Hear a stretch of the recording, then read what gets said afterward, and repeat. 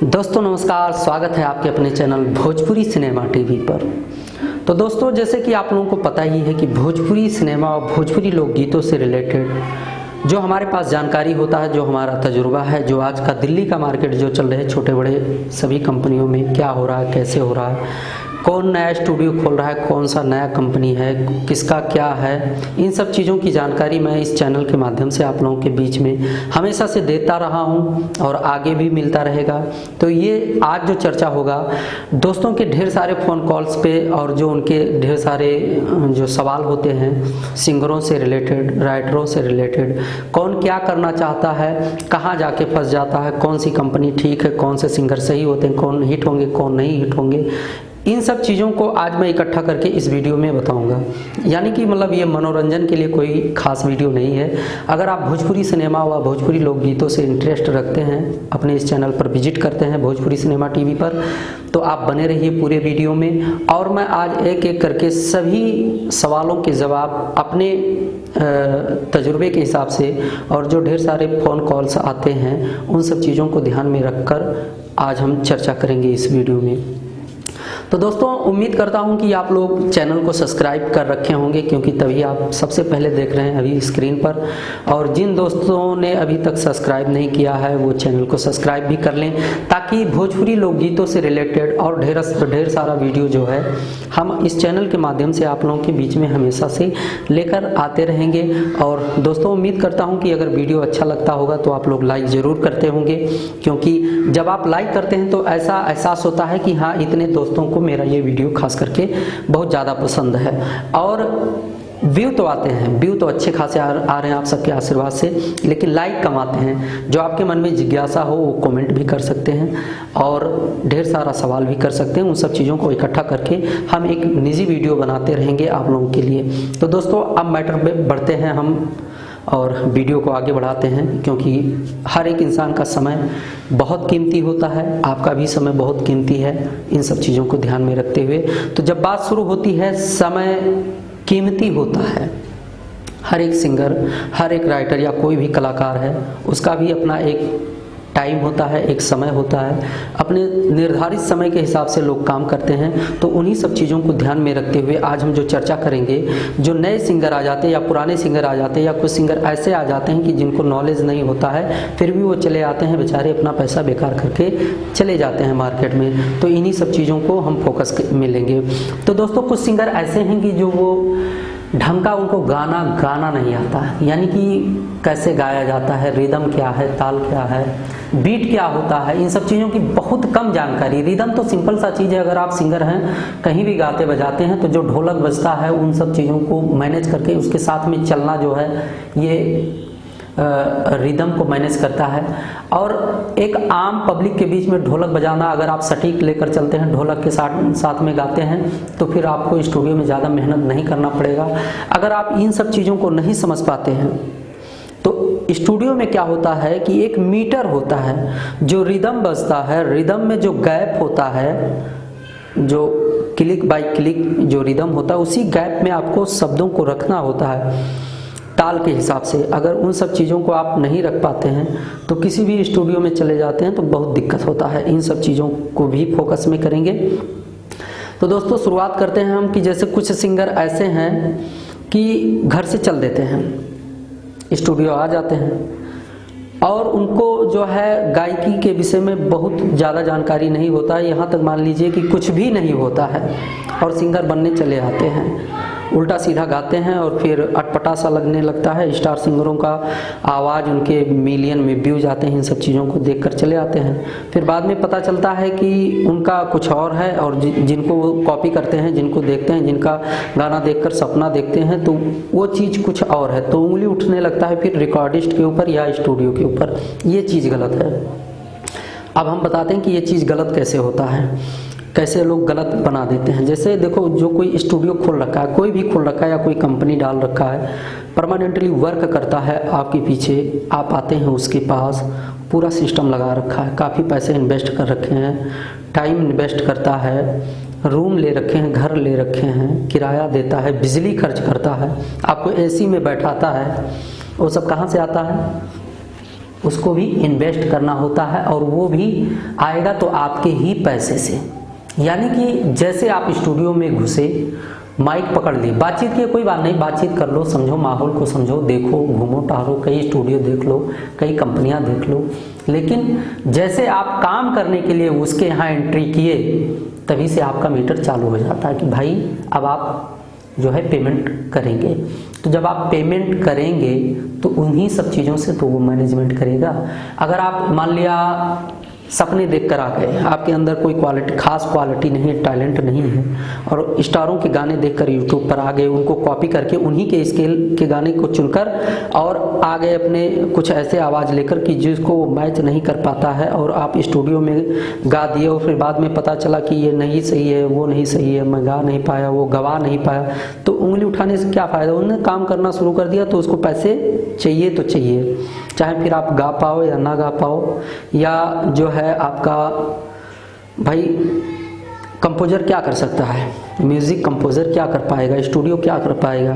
जो माल मतलब जो आवाज़ आप उसको देते हैं, उसको एक सही सिस्टम पर बैठाकर जो रियलिटी होता है आपको उसी को निखार के देता है, ना कि वो सिंगर बन जाएगा। तुम्हारी आवाज़ थोड़ी ना बन जाएगा, कैसे बन जाएगा, जब आपके अंदर जो जानकारी होगा वही तो वो अपने सिस्टम में उतारेगा, और उन्हीं चीज़ों को उतार के आपको आउटपुट देगा। जो इनपुट आएगा उसी का आउटपुट कुछ इलेक्ट्रॉनिक सिस्टमों के मैनेजमेंट से आउटपुट देगा वो, कि ऐसा आपका गाना कुछ निखर के जो सिस्टम होता है आएगा। ये किसी एक स्टूडियो के लिए नहीं है, सभी स्टूडियो के लिए, चाहे लोकल में हो कोई स्टूडियो, या चाहे दिल्ली में हो या मुंबई में हो, चाहे बड़े लेवल का हो चाहे छोटे लेवल का हो, ये सिस्टम सभी के लिए और सभी प्रकार के सिंगरों के लिए लागू होता है। अब मैं उन सिंगरों की बात करूंगा कि जिनको ढंग से ना तो रिदम पकड़ना आता है, ना ढंग से बीट पकड़ना आता है, ना कोई सुर होता है, ना कोई ताल होता है, सपने देखकर आ जाते हैं और काम करना भी शुरू कर देते हैं, और फिर क्या होता है उनका गाना भी बनता है और लेकर चले जाते हैं, खुद सुनते हैं और अपने दोस्तों को सुनाते हैं, और इससे ज़्यादा कुछ नहीं होता। तो इन लोगों को मैं बोलूँगा कि दोस्त आप सतर्क रहिए, कोई काम धंधा कर लीजिए, भविष्य बनाइए, अपने बच्चों के करियर के विषय में सोचिए कि उनका क्या होगा अगर आप ऐसे समय और पैसा बेकार करते रहेंगे, क्योंकि इससे कोई प्रॉफिट नहीं होने वाला है। कंपटीशन बहुत ज़बरदस्त है, इस कंपटीशन में वही आगे जाएगा जिसका सुर ताल लय आवाज़ सब कुछ मैच करेगा, बराबर रहेगा, वही कंफर्म काम कर पाएगा। तो चलो ये बात हो गया कुछ अपने ऐसे सिंगरों के जो सपने देखकर आ जाते हैं। अब मैं बात करने चाहूँगा कि जैसे कुछ सिस्टम ऐसे भी है अपने मार्केट में, कुछ कंपनियां ऐसे भी हैं कि जहां से लोग गुमराह हो जाते हैं, लोग समझ नहीं पाते हैं और आके मतलब काट दिए जाते हैं। जैसे अपने यहाँ भाषा कहते हैं ना, काट दो, तो वो काट दिए जाते हैं, क्योंकि गलती उसमें सिंगर का भी होता है, जो क्लाइंट होता है काम करने आता है उसका भी गलती होता है, क्योंकि बगैर सोचे समझे कट जाता है कहीं ना कहीं जाके। और जो लेवल का वर्क होता है उसका काम हमेशा दिखता है। इन सब चीज़ों को आपको फोकस में करना चाहिए, क्योंकि मैं अपने चैनल के माध्यम से ढेर सारा वीडियो आप लोगों के बीच में हमेशा से इससे रिलेटेड लेकर आता रहता हूँ, तमाम कंपनियों का, तमाम स्टूडियो का। तो इसलिए इस बातों को कह रहा हूँ कि ताकि आप सतर्क रहें। रही बात, अब हम लेते हैं राइटर का। राइटर जो है कई प्रकार के होते हैं। कुछ जो सधे राइटर हैं उनका गाना बढ़िया होता है, लेकिन कुछ लोग उटपटांग शब्दों को लिख के मीटर के अंदर नहीं होता, किसी लाइन में ज़्यादा होता है शब्द, किसी लाइन में कम होता है, तो सिंगरों को गा नहीं पाते, वो मैं किसी को गवा भी नहीं पाता, इससे भी प्रॉब्लम है। और वो भी इन सब चीज़ों पर सुधार करें और बढ़िया मैटर लिख कर दें, ताकि जो है किसी को भी गवाया जा सके और गाना उनका मार्केट में आए, पॉपुलर हो, तो ऑटोमेटिक लोग पैसा कमाने लगते हैं। तो दोस्तों अब हम बात करेंगे कि जैसे कुछ सिंगर होते हैं अपने आप में सुपरस्टार होते हैं। जैसे कोई राइटर हुआ या कोई सिंगर हुआ, तो वो अपने आप में ऐसा सोचता है कि हम बहुत अच्छा लिखते हैं और बहुत अच्छा गाते हैं, क्योंकि स्वयं का प्रॉपर्टी सबके लिए प्यारा होता है, अच्छा लगता है। किसी जो है आपका निजी चीज़ है कोई, तो वो आपको बहुत अच्छा लगेगा, क्योंकि उससे आप एकदम ढल चुके हैं। कोई राइटर है लिखता है तो कह रहा है भैया मेरा गाना बहुत सुपरहिट है। कोई सिंगर है गाता है अपने आप में तो कहता है कि भैया मैं बहुत अच्छा गाता हूँ, कुछ ऐसा कर दीजिए कि जो है मैं स्टार बन जाऊँ। तो दोस्तों देखो, स्टार बनाना या आप कितना अच्छा गाते हैं, ये सब पब्लिक के हाथ में होता है। पब्लिक के हाथ में इसलिए होता है कि जब आप कोई ढंग का मैटर, देखो आप अपने आप में तो स्टार हो, सभी अपने आप में स्टार होता है, लेकिन जब आप कोई मैटर लेकर आते हो पब्लिक के बीच में तो वो उसको सुनता है। ढंग का मैटर है तो पसंद आ गया पब्लिक को, वो स्टार हो गया। नहीं, आप कुछ भी करके बैठे हो, अपने आप को कुछ भी समझ लो, क्या मतलब निकलने वाला है? कोई मतलब नहीं निकलता उससे। तो इन सब चीज़ों पर फोकस करना चाहिए, क्योंकि कुछ लोग कहते हैं कि भैया मैं ऐसा, मतलब हमारे पास फ़ोन करते हैं कि भैया ये करा दीजिए मेरा, मुझे गवा दीजिए, मेरे पास पैसे नहीं है, ये है वो है, दुनियादारी बहुत ढेर सारा प्रॉब्लम बताते हैं। तो वो अपने आप में तो स्टार होते हैं, लेकिन पब्लिक का डिमांड क्या है, इस चीज़ों को वो नहीं पकड़ पाते हैं कि मतलब पब्लिक पसंद किस चीज़ को करता है। डिसीजन पब्लिक के हाथ में होता है कि आप कितना अच्छा गाते हैं। अपने आप अपने मुंह से जो है अपना बखान कर लेना या जो है अपने आप में स्टार बन के घूमना, आपकी आज़ादी, आप बन सकते हैं, लेकिन पब्लिक के बीच में स्टार बनना वो उसके हाथ में होता है कि किसको जो है ये एक्सेप्ट करती है, क्योंकि कंपटीशन इतना ज़बरदस्त है। अब बात आया कंपटीशन पे, तो बात करता हूँ कि जैसे आपने देखा होगा कि स्टारों के ऑडियो वीडियो 1,50,000 में रेडी होते हैं, 1,50,000, और आपका कितने में रेडी होने की कोशिश आप करते हैं कराने में? जैसे आप कितने में रेडी कराने में कोशिश करते हैं? 2,500, 3,000, 5,000, 10,000, बहुत ज़्यादा हो गया तो उन चीज़ों को आप ध्यान दीजिए कि अगर आप 10,000 का प्रोजेक्ट उठाकर जो है पब्लिक के बीच में डाल रहे हैं या 5,000 का, और पब्लिक अपने मोबाइल के एक क्लिक पर 1,00,000 या 50,000 का प्रोजेक्ट देख सकता है और वो बढ़िया क्वालिटी का, तो आपके 5,000 या 10,000 के प्रोजेक्ट पे कितना फोकस करेगा? आपका दोस्त होगा, आपको जानने वाला होगा, आपको पहचानने वाला होगा, तो वो आपको जो है 1 बार देखेगा, 2 बार देखेगा, 4 बार देख लेगा। उसके बाद क्या होना है आपको पता ही है। हाँ, एक चीज़ और है कि अगर आप टैलेंटेड हैं, आपके अंदर गुण है, बहुत मस्त गाते हैं, बहुत अच्छा गाते हैं, या आपका बहुत अच्छा मैटर होता है, तो आप कहीं से भी उठाकर डाल दोगे, पब्लिक उसको देखेगी। और जो ऑडियंस रिटेंशन होता है, पब्लिक यानी 5 मिनट का गाना है और 2.5 मिनट से ऊपर देखती है, यानी 50% से ऊपर है आपका ऑडियंस रिटेंशन, तो गाना ऑटोमेटिक वायरल होता है।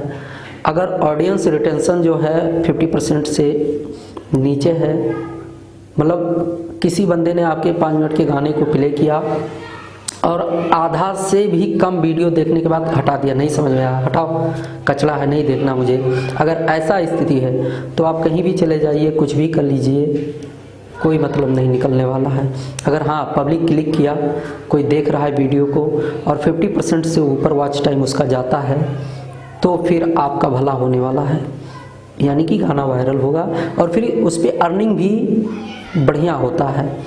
तो इन सब चीज़ों को ध्यान में रखना होता है एक नए सिंगर के लिए, या भोजपुरी लोकगीतों में अगर आप शुरुआत करने जा रहे हैं तो इन सब सिस्टमों पर फोकस करिए।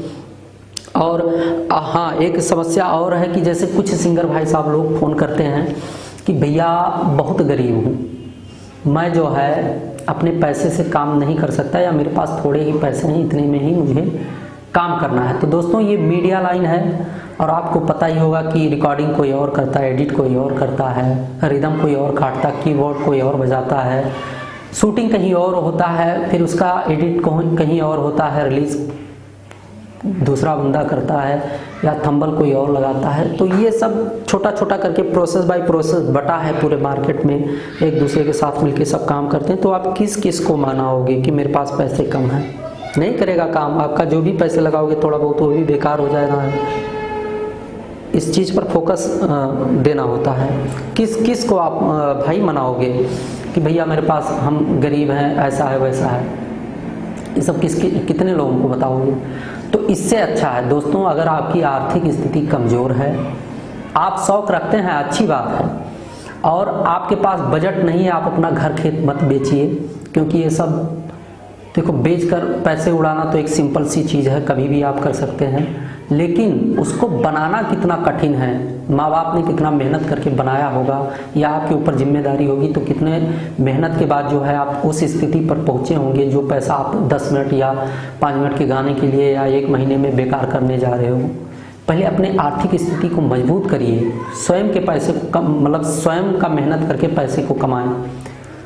और जब आपको लगे कि अब हम संपन्न हैं या परिपूर्ण हो चुके हैं, हमें किसी का दबाव नहीं है, हमारा सब कुछ ठीक ठाक चल रहा है, या आपके बच्चों का जो भविष्य होगा वो ठीक ठाक से निकल जाएगा, आपके पास इतना प्रॉपर्टी हो चुका है या है पर्याप्त में, तब आइए इस लाइन में। क्योंकि कंपटीशन इतना है कि एक दो गाना करके अगर आप बाहर निकल भी गए तो फिर उसका कोई प्रॉफिट नहीं होना, पैसा लॉस, सब कुछ बेकार, कुछ नहीं मिलने वाला फिर।